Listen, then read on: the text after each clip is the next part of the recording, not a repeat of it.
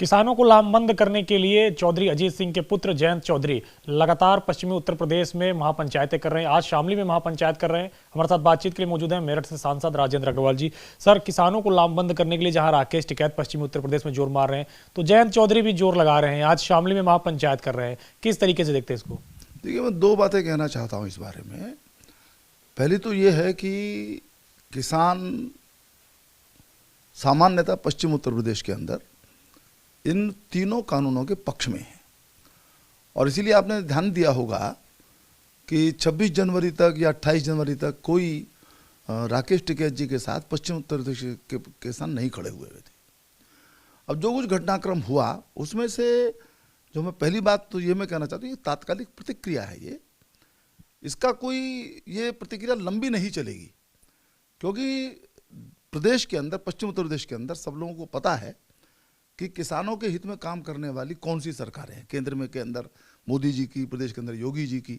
तो एक बात तो मैं ये कहना चाहता हूँ। दूसरी, ये जो लोकदल है इसकी कलाबाजियाँ सारे प्रदेश ने देखी हैं। इन्होंने क्या किया, क्या नहीं किया। चौधरी चरण सिंह जी जब हुआ करते थे तो उनके प्रभाव का विस्तार क्षेत्र बहुत व्यापक था। बिहार था, उसमें उत्तर प्रदेश था, राजस्थान, हरियाणा। लेकिन धीरे धीरे किस प्रकार से उन कलाबाजियों के कारण से राष्ट्रीय लोक दल, लोकल दल उसको लोग कहने लगे। अजीत सिंह जी भी या जयंत कुछ क्षेत्र में सीमित रह गए। थोड़ा बहुत उनको सफलता मिलती तो गठबंधन के कारण से मिलती थी, और पिछले चुनाव के अंदर पूरी भावनात्मक अप्रोच करने के बावजूद पिता पुत्र दोनों हारे। तो ये इसीलिए हुआ कि क्योंकि उनकी कोई साख नहीं बची है। किसानों के मुद्दे पर, आम जनता के मुद्दों पर कभी उनको संघर्ष करते हुए लोगों ने नहीं देखा। वो अपने निजी हैसियत को बचाने के लिए ही संघर्ष करते हुए पाए गए हैं। तो मैं समझता हूँ कि इस निगेटिव साख के साथ वो बहुत कुछ कर पाएंगे, मुझे नहीं लगता है। तो दोनों बातें यदि आप जोड़ करके देखें तो कुछ समय की बात है। ये 10-15 दिन की हो सकता है, महीने 2 महीने की हो सकती है, परंतु कोई स्थायी इस प्रकार की चीज़ कर नहीं पाएंगे, क्योंकि उसके पीछे नीचे आधार ही नहीं है, कोई इस प्रकार का रोष ही नहीं है। एक तात्कालिक प्रतिक्रिया है, उतनी बात है।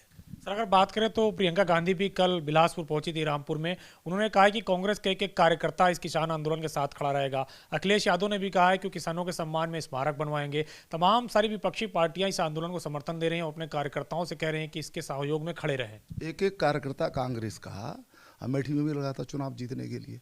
कार्यकर्ता हैं कहाँ कांग्रेस के पास? कांग्रेस के पास केवल नेता है, नेता भी मति भ्रष्ट हैं कहाँ कार्यकर्ता? तो लेकिन प्रियंका जी कहें, और बड़ा मज़ेदार है कि कल वो ट्रैक्टर उलटने के कारण से जो किसान, माने दुर्भाग्यपूर्ण मृत्यु थी उसकी, वहाँ शोक मनाने के लिए गई। उन्होंने कभी ये नहीं कहा कि आखिर वो क्यों कर रहा था ऐसा काम वहाँ पर। ये बड़ी एक चिंता की बात है ये। तो कांग्रेस के बारे में तो ये है समस्या। अमेठी उनका जो राजकुमार है, एक एक कार्यकर्ता पूरी ताकत से लगा था वहाँ पर, कुछ नहीं कर पाए। कार्यकर्ता कहीं नहीं है कांग्रेस के पास। और जहाँ तक अखिलेश जी की बात है, फिर वही बात है। देखिए, आपको अवसर मिला, पूरे 5 साल का अवसर मिला, पूरी एक्सपेक्टेशन के साथ आपको अवसर मिला। आपने क्या किया? आप केवल वही जातिवाद करते रहे, आप वही वो जो भ्रष्टाचार करते रहे। और सबसे बड़ा काम आपने ये किया कि अपने पिता को पदच्युत किया, अपने पिता को 2 बार सार्वजनिक रूप से रोने के लिए बाध्य किया। तो आपकी क्या उपलब्धियाँ हैं? कोई जनता को मतलब ऐसा क्या मूर्ख समझते हैं लोग? ये जनता देखती है कि किसने क्या किया है, कौन क्या कर रहा है। तो इसलिए वो अपने कमरों में बैठ करके जो सोचे उसकी तो उनको आज़ादी है।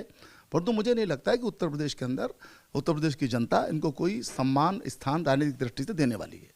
सर, एक आखिरी सवाल है। मेरठ में उत्तर प्रदेश की पहली स्पोर्ट्स यूनिवर्सिटी बनने जा रही है। क्या कुछ कैबिनेट की तरफ से पास किया गया है और किस तरीके से विश्वविद्यालय बनेगा? देखिए, इस निर्णय के लिए माननीय मुख्यमंत्री जी का हम हृदय से आभार व्यक्त करते हैं। पहली बात तो है कि खेल विश्वविद्यालय बन रहा है, उत्तर प्रदेश में बन रहा है, तो सारे खिलाड़ियों को उसका लाभ मिलेगा, उत्तर प्रदेश के बाहर के खिलाड़ियों को लाभ मिलेगा। और इस बात के लिए विशेष आभार है कि वो मेरठ में बन रहा है। मेरठ निस्संदेह खेल की दृष्टि से एक प्रमुख केंद्र है। खेल की सामग्री का उत्पादन भी वहाँ पर होता है। अंतर्राष्ट्रीय स्तर के अनेक खिलाड़ी, चाहे वो हॉकी हो, चाहे वो क्रिकेट हो, चाहे वो कुश्ती हो, या तीरंदाजी हो, शूटिंग हो, उसमें हमने खिलाड़ी दिए हैं। ये तो अच्छा एक विश्वविद्यालय वहाँ पर बन जाएगा, तो उसके कारण से सभी खिलाड़ियों के प्रशिक्षण का, उनके माने एक सब प्रकार से उनकी प्रतिभा को निखारने का अवसर मिल जाएगा। इसलिए बहुत बहुत मैं मेरठ की ओर से, मेरठ की जनता की ओर से, संपूर्ण क्षेत्र की जनता की ओर से माननीय हमारे मुख्यमंत्री जी का आभार व्यक्त करता हूं। उत्तर प्रदेश की कैबिनेट ने इसको पास कर दिया है, ज़मीन चिन्हित हो गई है और आगे की कार्रवाई हो रही है। और मेरा ऐसा मुझे विश्वास है कि अगले 1-1.5 साल के अंदर ही ये विश्वविद्यालय का प्रारूप निखर करके आने लगेगा। हो सकता है पूर्ण होने में थोड़ा और समय लगे, लेकिन ये बहुत बड़ा काम माननीय योगी जी की सरकार ने किया है। शुक्रिया हमसे बातचीत करने के लिए। तो यह है मेरठ से सांसद राजेंद्र अग्रवाल, जिनका कहना है कि लगातार प्रयास करने के बावजूद विपक्ष उस तरीके से अपनी आंदोलन भूमिका नहीं निभा पा रहा है जैसे कि होनी चाहिए थी, और ये किसान आंदोलन कभी न कभी जाके खत्म होगा, विपक्ष को उसकी जो स्थिति है वो पता चलेगी। कमिश्नर वीरपाल के साथ अविनाश तिवारी, एबीपी गंगा, दिल्ली।